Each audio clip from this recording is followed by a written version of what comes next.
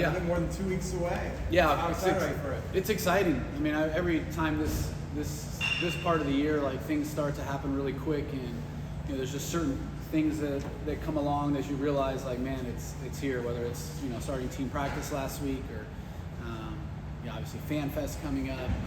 Always softball goes a week before us, so they start putting out a lot of stuff on social media about them being a week away, which means we're two. So just a lot of things that happen that you really just start to really sink in that, man, we're here.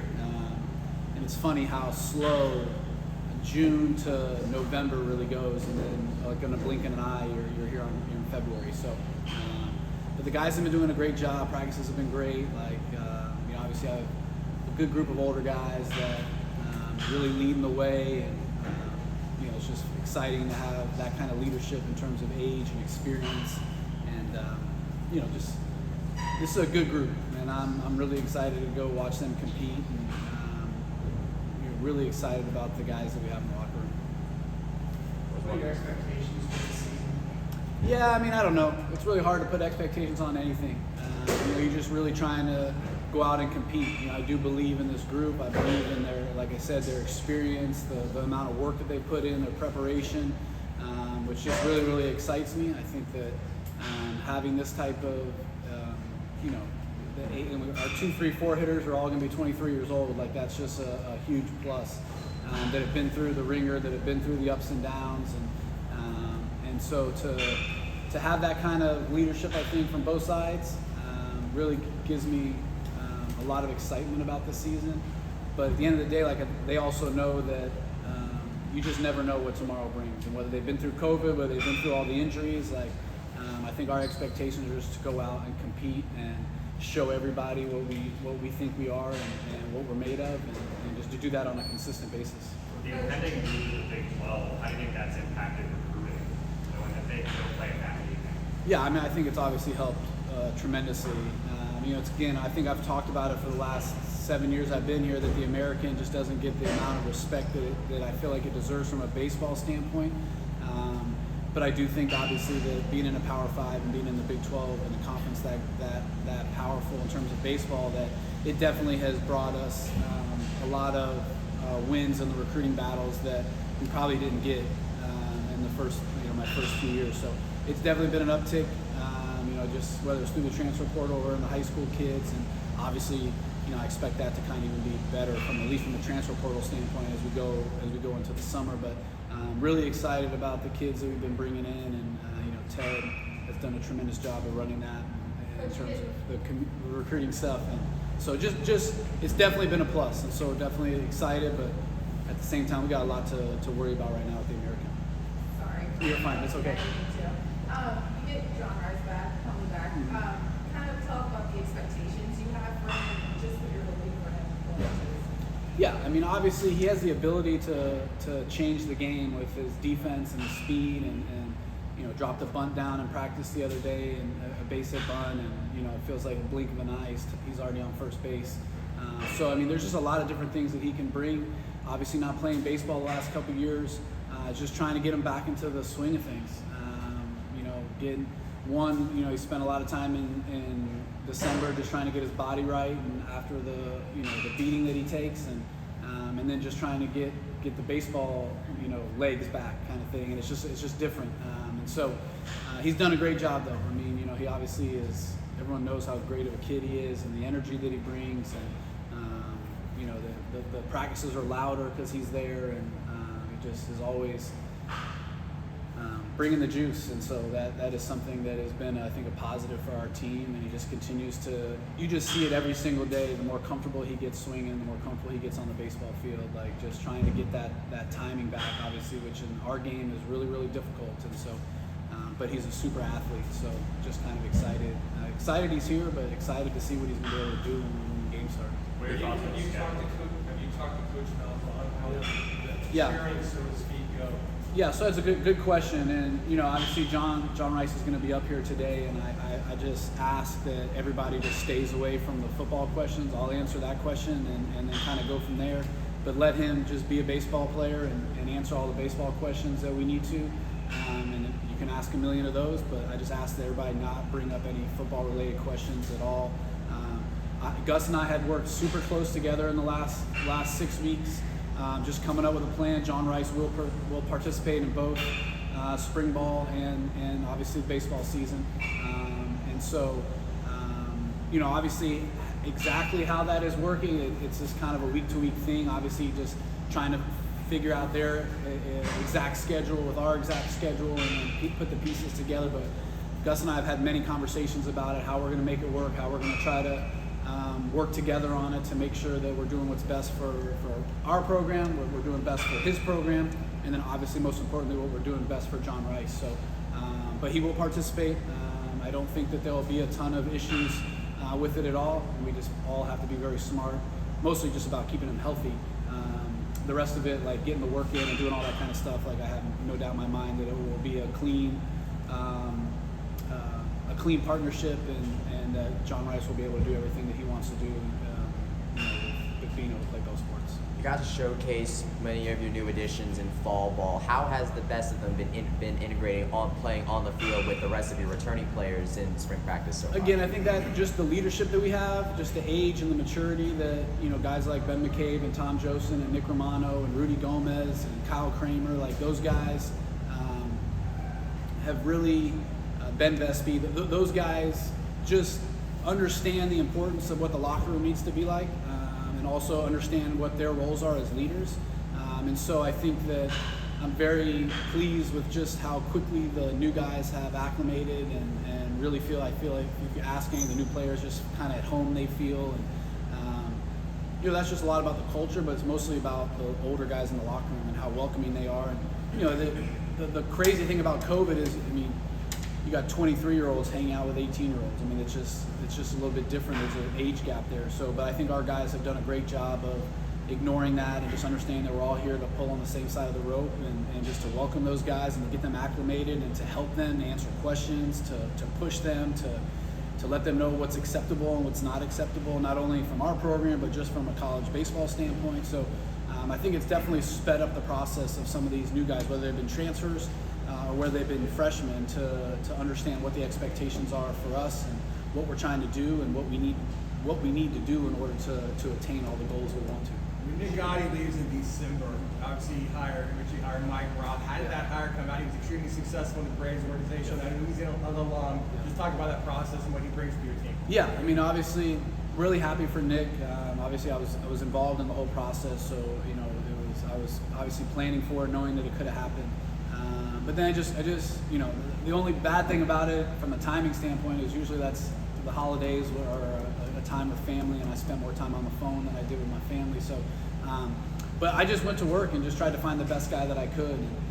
I spread a wide net, and obviously Mike and I have been friends since I got here, just being an alum and being a local guy, and our wives are friends and things like that. So immediately he was on my list.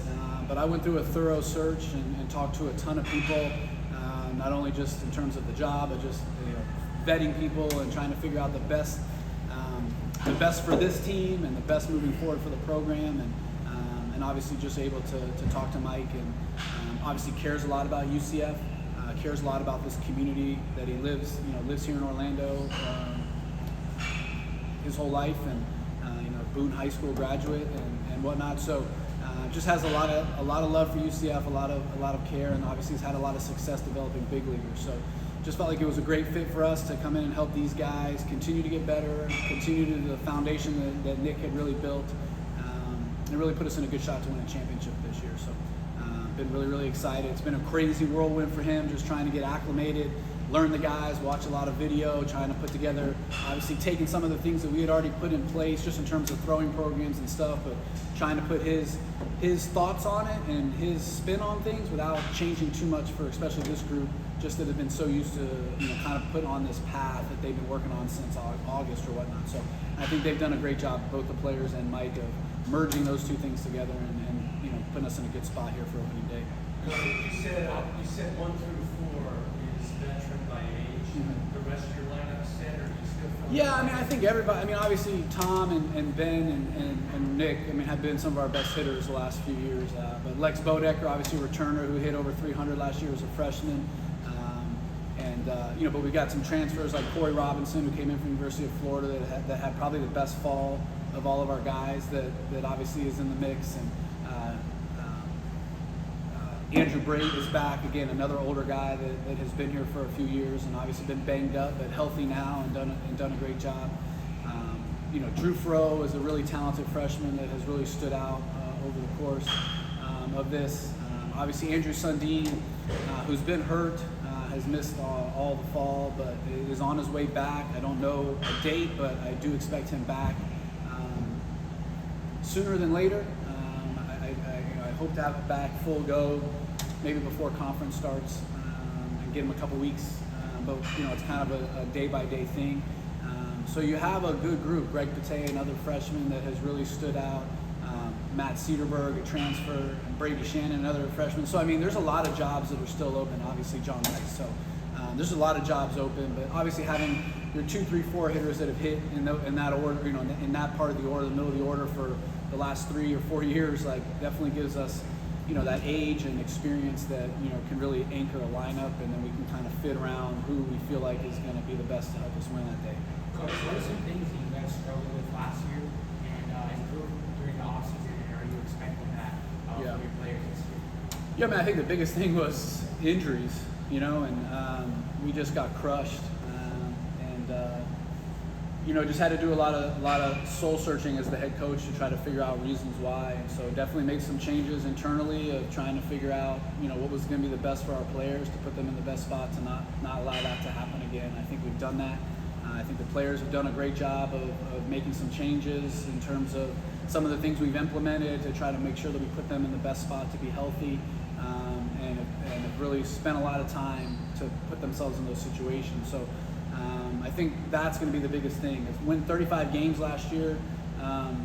When you lose, your number one, your number two, your closer before the season even starts, you lose, your shortstop for half the year, your hottest, best player in Romano, the week 3 with the ACL. You're losing 5 of your best 7 guys, and but hopefully what ends up happening is a guy like Ben Vespi, who really had to step up last year and go from a kind of a swing guy and a big part of our bullpen to our ace, really gained that experience. Guys like Lex Bodecker, who got thrown into the fire last year as a freshman and got all those at-bats and did a great job, are more prepared for that.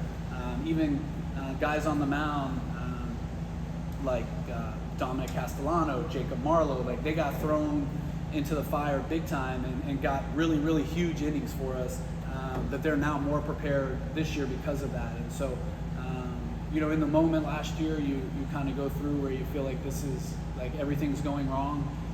But at the end of the day, you figure God has a plan, and hope that was preparing us better for this year than it was maybe for last year. And it just wasn't my timing, but his. So, but excited about this group. We're really healthy, and we're in a good spot. We just got to continue to do the things to keep it that way, because if we can win 35 games with as many injuries as we did last year, I'm excited to see what we can do this year with a full healthy squad. How's the coaching staff heading into this season? Yeah, obviously Rudy and Ben, really just being the leaders and being the front end guys, have done a tremendous job. Kyle Kramer at the back end. Najir Victor is a huge transfer from Florida Gulf Coast. It's going to be a big part of this. Zach Bennett, who tomorrow is his 1-year anniversary from Tommy John, is on his way back. He's been throwing bullpens. He should get into some live ABs, live inter squads here this end of this week or early next week. I'm not sure if he'll be ready for opening day, but it won't be far off of that he'll be able to throw in a live game. Jacob Marlowe, again, has really made some strides from last year, that experience that he got in the starting. Dom Stagliano, a big transfer, a freshman All-American from Stetson, has been really good for us. Again, Zach Chappell, a transfer from North Florida. And then Cam Leiter, obviously, is our big freshman, obviously one of the lighter kids, with Al is his uncle, and Jack is his cousin, and Mark is his cousin, both in the big leagues, and obviously Al. And, the family obviously has a rich tradition of baseball, so he has done a tremendous job, really put himself in an opportunity to win a starting job on the weekend, has all the talent in the world. And, again, just going to be one of those young guys that just has to learn. But the great thing about that is that you have guys like Rudy and Ben that are showing him the way and teaching him every day how to handle himself, have a great routine, how to prepare himself, and as they get to the season, I'm going to have to rely a lot on those guys as well, not only from them pitching, but also making sure that they're making sure that everyone around them is getting better, and that those guys, especially a guy like Cam, when he's going to have days where he fails or doesn't have great days, and how does he handle that? How does he bounce back? That is going to be a big part of, obviously my job, but at the same time the leaders to behind the scenes when the coaches aren't there, making sure that those guys are handling themselves the right way to bounce back. How do you like your non-conference schedule and how that sets you Yeah, up? it's really difficult. Whoever's in charge of scheduling should be in trouble. But it's a good challenge, and I think again it gets us ready for the American. Obviously start with Siena like we always do, which is always a good opening day test, and then having to go to Clemson and play in a regional type atmosphere against a team that's going to be hungry to prove with their new coach and them not being as good as they probably thought they should be last year, that they're going to be out. You get Georgia Southern, who we take 2 out of 3 from last year. They end up hosting a regional top 16 that's probably going to want to come in here and prove that last year that we went to their place and it was a fluke and they got something to give us back. And then we got Troy and Dartmouth, who are going to be really, really good. I mean, the Sun Belt has been, one of the top 3 or 4 conferences in the country the last couple of years. So they're going to be ready to go. And we obviously, they took 2 out of 3 from us at their place a couple of years ago. So we got something to prove for them. And obviously Dartmouth came in here a couple of years ago and took 2 out of 3 from us. And they're always one of the toughest Ivy League teams. And then Maryland, top 15 in the country right now to start the year off. So, and they hosted a regional last year. So, and then obviously you got the Florida States and Miami and FAUs and North Florida's, like the typical tough midweek games that all these kids played against each other for the most part. That it just adds a different element to the game. So the schedule's going to be tough, but if you want to be the best, you got to beat the best, and so we got to go out there and show everybody what we think we're made of, and we do that by going out on Friday night against Siena and just worrying about that, and then wake up the next day and do it again. Couple more.